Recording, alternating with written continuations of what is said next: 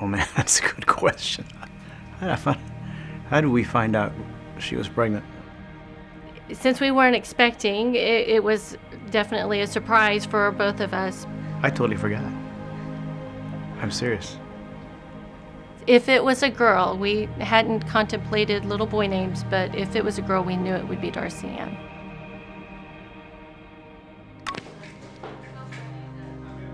Okay, see you later. A few weeks had passed, and I started experiencing crippling pains, and eventually I went to my OBGYN. It was a Thursday, so typically on Thursdays we have our dates. She left, I went back to work, and in the middle of a meeting I got a phone call. The doctor called me and told me that she was incompatible with life. Her heart was defective, it had holes. She had cysts in various parts of her different organs. I know she had cysts in the brain. The specialist we went to, he had worked with babies for years and years, had never seen a baby live longer than 24 hours with trisomy 18. We visited many specialists. Most of them, their initial response is abortion. We were prepared for the doctor to present that option. You feel a pressure, you feel this pressure that, are you making the right decision? Because when it's 50-50, whether you're born or not, in the world standards, the child is not worth it, or you don't want the child to go through suffering anyway, so you might as well end it now. Should I continue to go through this pregnancy as if she's going to live and plan a baby shower, or do I just go ahead and live as if she won't? We just knew that Darcy was God's, and that we just trusted in His sovereignty in whatever He was about to do at that time. I always relied on that He will never leave you nor forsake you. And every time we hit a bump in the road, God was there. He would send somebody, something. Various families, visited us, called us. But what's more significant is we were surrounded by people we didn't know. People were praying around the world. Thousands even, that were praying for little Darcy. Jesus said, you don't get because you don't ask. So we ask. We ask Jesus every day in every single one of our prayers, Lord, please make Darcy healthy. Please make the diagnosis wrong. And let her be like one of our kids that we can grow old with. After about a month, we went back to the doctor, and he was amazed because he didn't see the brain cyst. They had gone away. And the other conditions were gone as well. So the only remaining thing that was huge were the holes in her heart. There were all little hints that I'm still here, that you're not going to have to walk this journey alone. And I eventually got to the point to where I started believing that I was going to see her born alive. I remember the day that I went into labor. I didn't realize it, but I went into the hospital 10 centimeters dilated. I had no clue because I kept avoiding it, thinking that was going to be the end. Oh, there she comes. When she did come out, one push, she was out. And the doctor questioned the diagnosis on the film. Did it show a total trisomy 18 or just a trisomy 18 mosaic? They said full. Did they? Yeah. But I'll be honest with you, I'm not seeing most of the features. Yeah, I'm not either. She came out screaming. Clenched fist, rocker bottom feet, whatever. I was expecting the worst. She just looked, sounded like a healthy baby. We were thinking, God answered our prayers. Obviously, I'm a bit concerned there may be some distress later. I went outside to use the restroom. On the way back, the head nurse stopped me and said, I lost my son not too long ago, and I just want to let you know that you're about to face the darkest moments of your life. And I just remember just looking at her, feeling sorry for her, but at the same time, realizing that what she's saying is true.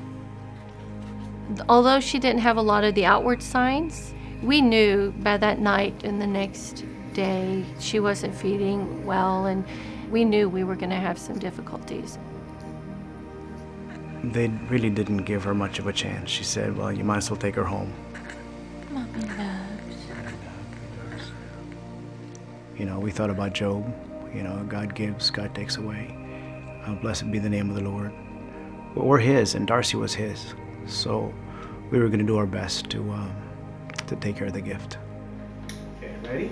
Happy birthday to you. Happy birthday. We wanted her to have a manicure, a pedicure, go to McDonald's, go to a banquet, dance with me and Jason. Those are memories that typically you have a lifetime, years and years to do, and we just wanted to experience as much of that as we can. Family coming over, going to church. She rode the motorcycle with Daddy, and we went to the park. But I tell you that the biggest joy, one time I was carrying her, I was in the bedroom, and you hear it, right? And I was happy.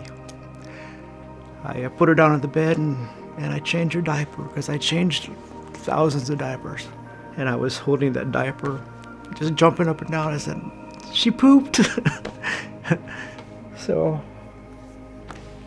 I guess it gave me some hope that I'm still hoping that God was going to heal this little child against all odds. But yeah, it was hard.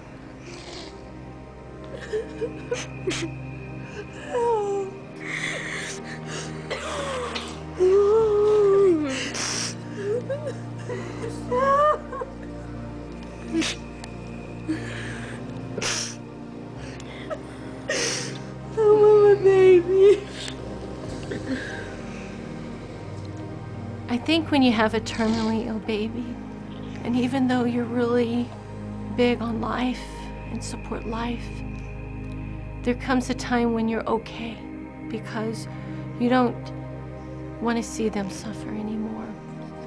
Darcy, Mommy sees. I love you. It was almost as if Tracy was saying, okay, you know, God, she's yours. You know, whatever happens, we'll accept, I'll accept. But, you know, Tracy went to bed, and my typical routine is to hold Darcy, and I've got a stethoscope because I like listening to her heart. It just slowed down to nothing. And I knew that was it. And I walked around to Tracy's side, and she slowly woke up. So I remember her looking at me just for a second, and then she looked at Darcy. And this painful, guttural cry. It wasn't a loud cry, but you knew it was from deep within. Because here's a mother that knew that day would come, but when it comes, you know, you still don't believe that it's there. You know, He's a giver of life. You know, why not just give us a little crumb from His table? But He said no.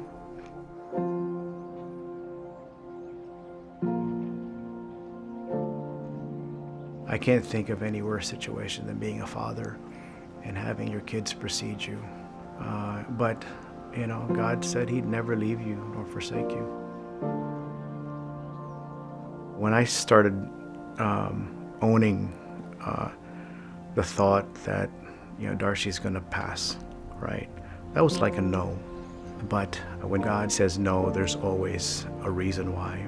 We see it over and over again in our lives that, you know, with everything that seems negative at that moment, you know, God always turns it into good. See you soon, Darcy. Knowing that I was going to have to watch my child take her last breath, it's tough. Here's 1,000,000-something kisses. How many kisses is that, Mom? But I learned that I truly do believe that God exists. I believe that He gets you through things that you think you can't go through. He gets you through something you know you cannot walk alone. Go. All right, he's buck naked. Kissy. Give her a kissy again. If I would have gotten the abortion, there still would have been pain involved with that decision. There was pain involved in carrying her to term, but I would have missed out on all the blessings, all of the people that I met along the way, how God showered our family with mercy and grace. We had 15 days with her that was not supposed to be, and it was the closest to God we have ever been. Yeah, I didn't give my daughter up, right? It was out of my control. But for God to do that, to give his only son, to die and to experience all that pain for us, you know, I can't even imagine the love that he has for us. You are a little visitor from heaven. You gave us a message and it's been delivered quite clearly. When you go up to heaven, you go thank Jesus for us, okay? I love you.